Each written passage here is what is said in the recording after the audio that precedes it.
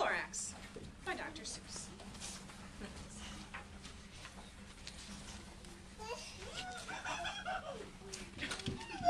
At the far end of town where the grickle grass grows, and the wind smells slow and sour when it blows, and no birds ever sing excepting old crows in the street of the lifted Lorax. And deep in the grickle grass, some people say, if you look deep enough, you can still see today where the Lorax once stood just as long as it could before somebody lifted the Lorax away. What was the Lorax, and why was it there? And why was it lifted and taken somewhere? From the far end of town where the grickle grass grows, the old Onceler lives there. Ask him, he knows. You won't see the Onceler, don't knock at his door. He stays in his lurkum on top of his store. He lurks in his lurkum, cold under the roof, where he makes his own clothes out of muffered moof. And on special dank midnights in August he peeks out of the shutters, and sometimes he speaks and tells how the Lorax was lifted away. He'll tell you perhaps, if you're willing to pay. On the end of a rope he lets down a tin pail, and you have to toss in 15 cents and a nail, and the shell of a great-great-great-grandfather snail.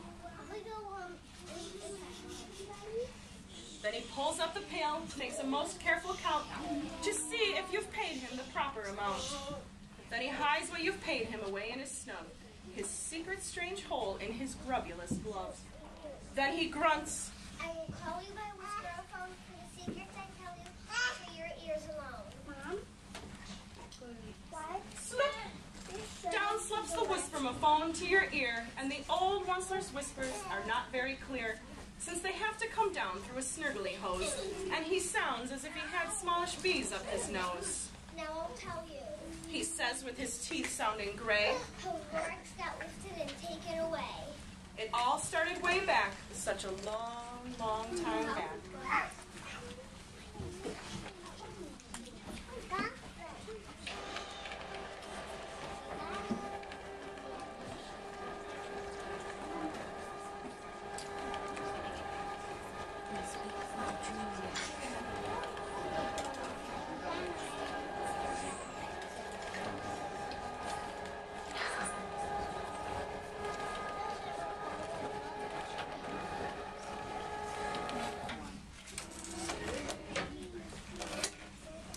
Way back in the days when the grass was still green, and the pond was still wet, and the clouds were still clean, and the song of the Swami Swans rang out in space.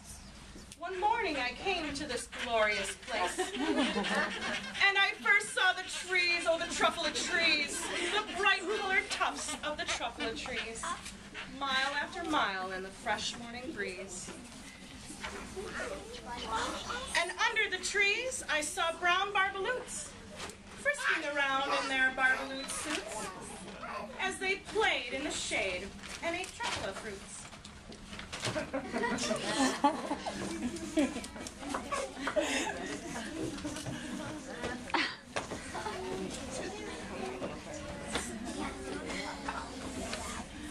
From the ripulous pond came the comfortable sound of the humming fish humming while splashing around.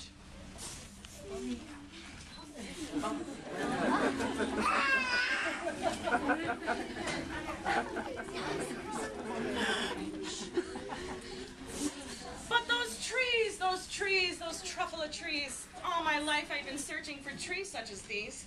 The touch of their tufts was much softer than silk, and they had the sweet smell of fresh butterfly milk. I felt a great leaping of joy in my heart. I knew just what I'd do. I unloaded my cart. Why not? And in no time at all, I had built a small shop. Then I chopped down a truffle tree with one chop.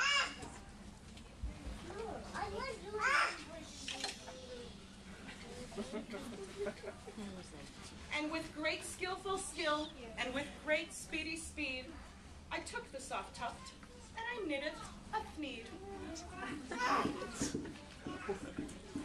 The instant I finished, I heard a gazump.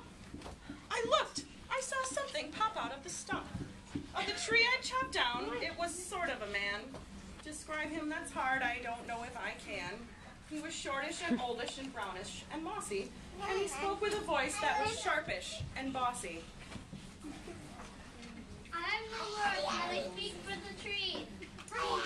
I speak for the trees have no tongues, and I'm asking you, sir, at the top of my lungs. He was very upset as he shouted and puffed. What's that thing you've made out of my truffle tuft? Look, Lorax, there's no cause for alarm. I chopped down one tree. I'm doing no harm. I'm being quite useful. This thing is a thneed. A thneed's a fine something that all people need. It's a shirt, it's a sock, it's a glove, it's a hat. But it has other uses. Yes, far beyond that. You can use it for carpets, for pillows, for sheets, or curtains, or covers, for bicycle seats.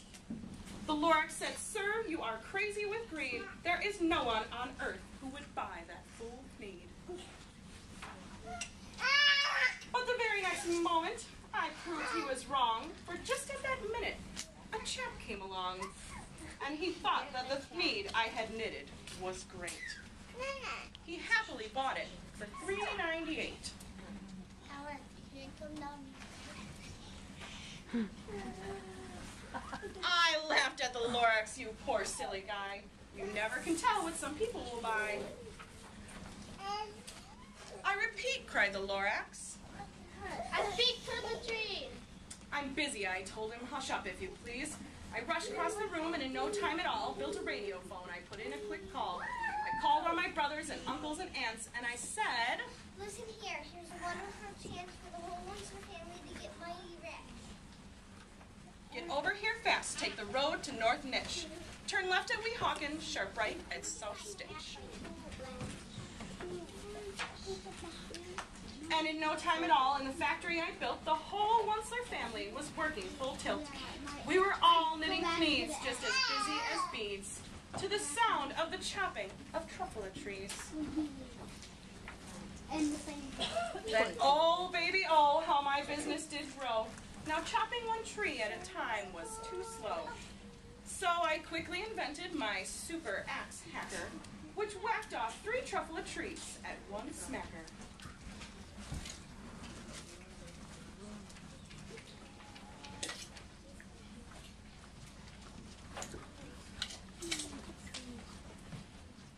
We were making thneeds 4 times as fast as before, and that Lorax, well, he didn't show up anymore. But the next week he knocked on my new office door.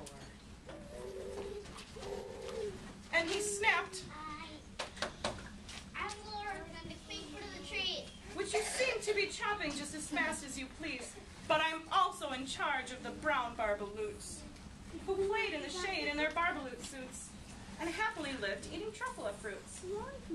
But now, thanks to your hacking my trees to the ground, there's not enough truffle fruit to go around. And my poor barbaloots are getting the crummies because they have gas and no food in their tummies. They love living here, but I can't let them stay. They'll have to find food, and I hope that they may. Good luck, boys, I cried, and sent them away.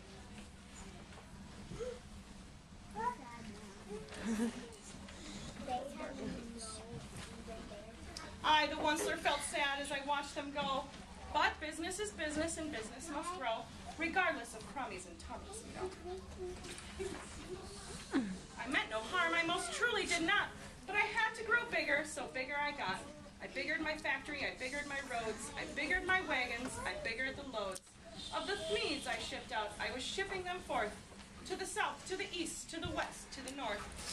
I went right on figuring, selling more thneeds, and I figured my money, which everyone needs. Then again he came back. I was fixing some pipes when that old nuisance Lorax came back with more gripes. I'm the Lord, and I speak for the trees. He coughed and he whiffed, he sneezed and he snuffled, he snargled, he sniffed. Wunsler, he cried with a crufulous croak, Wunsler, you're making such smogulous smoke. My poor swami swans, why they can't sing a note. No one can sing who has smog in their throat.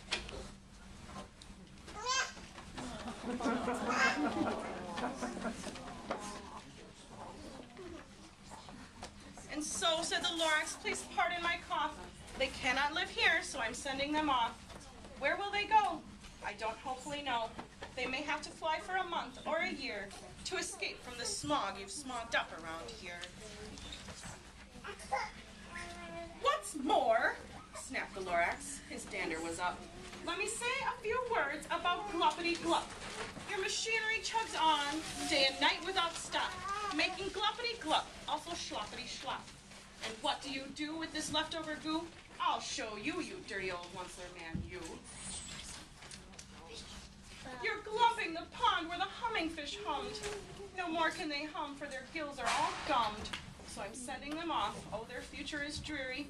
They'll walk on their fins and get woefully weary, in search of some water that isn't so smeary.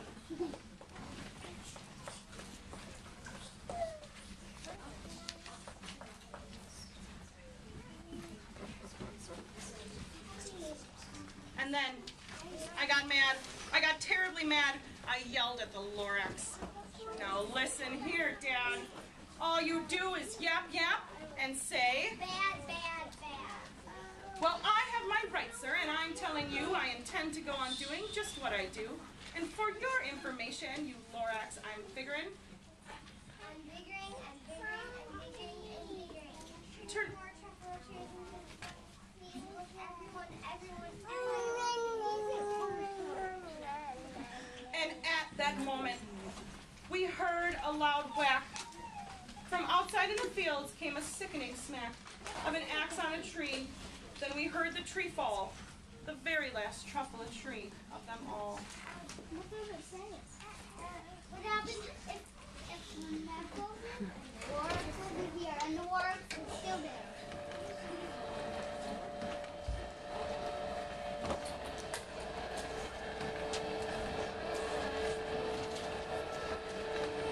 No more trees, no more needs, no more work to be done. So in no time, my uncles and aunts, everyone, all waved me goodbye. They jumped into my cars and drove away under the smoke-smuggered stars. Now all that was left beneath the bad-smelling sky was my big empty factory, the Lorax, and I. The Lorax said nothing, just gave me a glance, just gave me a very sad, sad backward glance as he lifted himself by the seat of his pants. And I'll never forget the grim look on his face when he hoisted himself and took leave of this place through a hole in the smog without leaving a trace.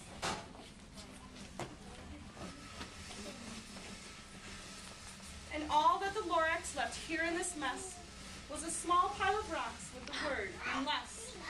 Whatever that meant, well, I just couldn't guess. That was a long, long time ago. But each day since that day, I've sat here and worried away. Through the years, while my buildings have fallen apart, I've worried about it with all of my heart. But now that you're here, the word of the Lorax seems perfectly clear. Unless someone like you cares a whole awful lot, nothing is going to get better. It's not. So catch. Calls the once-er, he let something fall. It's a truffle seed. It's the last one of all.